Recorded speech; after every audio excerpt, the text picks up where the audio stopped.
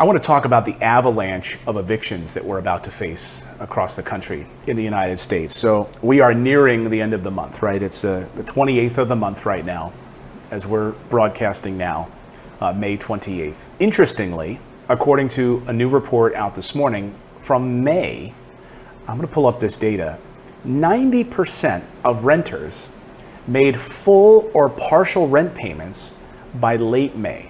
So maybe they didn't make it at the beginning of the month, but by the end of the month, they got caught up. And by the end of May, 90% of renters had made their full or a partial rent payment, having some discussion with their landlords to get on the same page.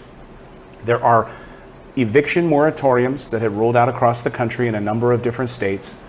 Those are about to end. And according to this troubling numbers, more than 38 million people have filed jobless claims. So something seems out of whack. And I think that we are heading for a major rental apocalypse in the next month to 2 months, unless we do something about it. Now, I was just stunned by Secretary Ben Carson, of course, in charge of housing in the United States, Dr. Ben Carson, which that one always struck me as odd anyway, right? I interviewed him many times. It seemed like you were driving people to your website a lot, to your point about trying to drive people to see some of your substantive responses to some of these questions. Do you think, though, your performance... Well, not only that, no, I was going to say not only that, but this past week I spent 1 hour in front of a national security forum just being asked questions about national security. He's a doctor, presidential candidate. Just always struck that he is in charge of housing, has no experience in housing. So this week, or late last week, he was interviewed, and I played the soundbite for you here. I won't play it again, but I'll paraphrase what he said. When asked about extending any of these eviction moratoriums, he said, well, we've seen unemployment is still really good. We don't have a lot of high unemployment. To which I was saying, what data are you looking at? What are you talking about? 38 million Americans were almost at Great Depression level unemployment levels. I don't know. He said, so at this stage, we didn't really see a need for any kind of a continuation of, of eviction moratoriums that are set to run out. Well, now we have Texas is going to be the first. Texas Supreme Court saying that evictions are allowed to resume in Texas. Oklahoma, I mentioned Oklahoma earlier to one of our viewers. Oklahoma evictions are about set to restart again. We expect just millions of evictions across the country, or at least I do. This is going to be a renter crisis, perhaps more than a home ownership crisis, because if we look at the latest data on home ownership, it looks fine. Home buyer interest surpassed 2019 levels just yesterday. So people are buying homes like crazy, and we don't have enough homes to sell everyone. So that the reason there aren't as many home sales right now is because we don't have enough of them. It's not that people aren't trying to buy them. There's so much demand that we don't have enough inventory. But now we're faced with this, which is an avalanche of evictions. And I think we could see it in the next few weeks. We'll get a real sense of this, what this looks like. I mean, if you look at May's numbers, it was only 2% down from last year. 2%.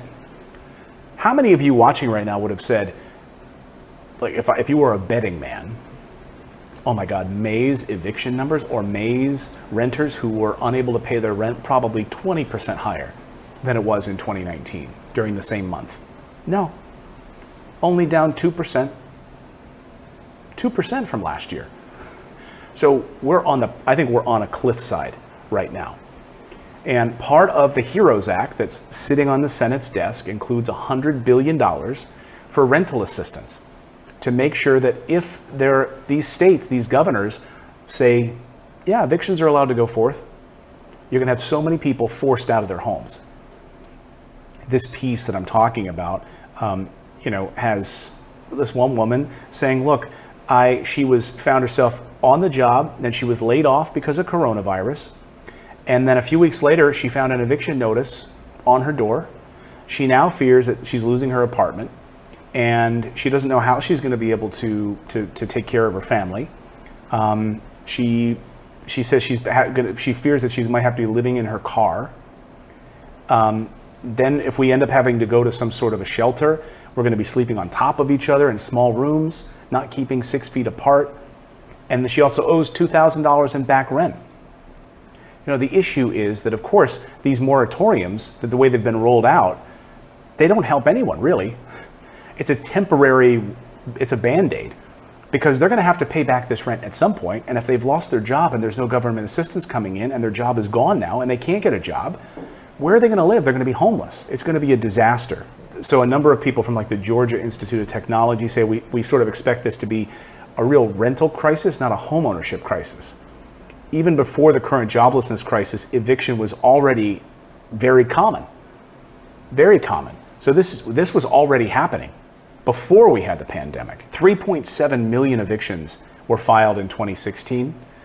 The unemployment rate then was at 4.7%. We're now looking close to 20% unemployment. How many evictions do you think we're going to have? It's going to overwhelm court systems. It's going to just, sheriffs going to be knocking on people's doors on a regular basis to throw people out. And not only that, it's going to crush landlords who are not going to be able to pay their mortgage payments. So we absolutely need some sort of a program in place, like Australia, like Canada, like these other countries that have put in these mortgage protections and rental assistance protections. It's not just the renters. And I know that's what my focus is here in this particular part of the video, but what I'm saying is it's also the landlords. Most landlords are not wealthy. And so now if for 3 months their tenants haven't paid rent, and there's really no way for them to get any additional mortgage forbearance after 3 months, we're going to have massive defaults in this country. So I hope that Congress is paying attention, because I know that Congress doesn't terribly like paying much attention to low and middle income Americans, right? They're more concerned with rich Americans, it seems. So when you look at this, it's not just about the renters. It cascades to the entire banking system. It cascades to the landlords who can't pay their mortgages. The mortgage goes to the bank, right? The bank then is not going to want to keep lending money right now because if half of their mortgages are under default. That's when we have a major economic problem. So we're sitting on a precipice right now, and you have people out begging right now, asking people to protect their tenants. We saw the big no rent movement a few months ago, or a few weeks ago. The cancel rent movement nationwide. People coming out in big cities asking people to cancel rent. Texas is about to roll theirs back. I just want to make sure I have the data up. Texas is about to be the first state. Texas Supreme Court ruled that evictions could begin again.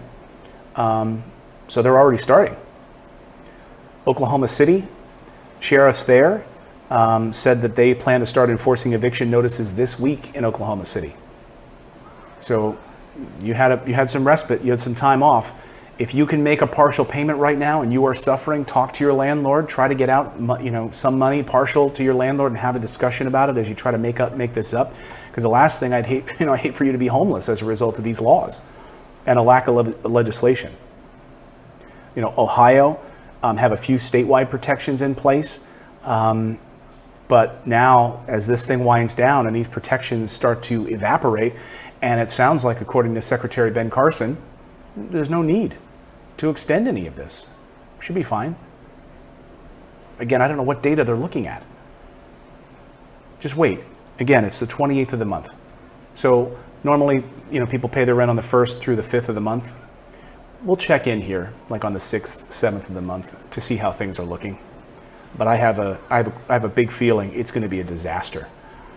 So let me know what you think about this in the comments. Are you struggling right now to pay rent? Do you know someone that's struggling to pay rent? Are you a landlord? Tell me. I want to hear your thoughts about that in the comments. And if you're new here, please subscribe to the channel.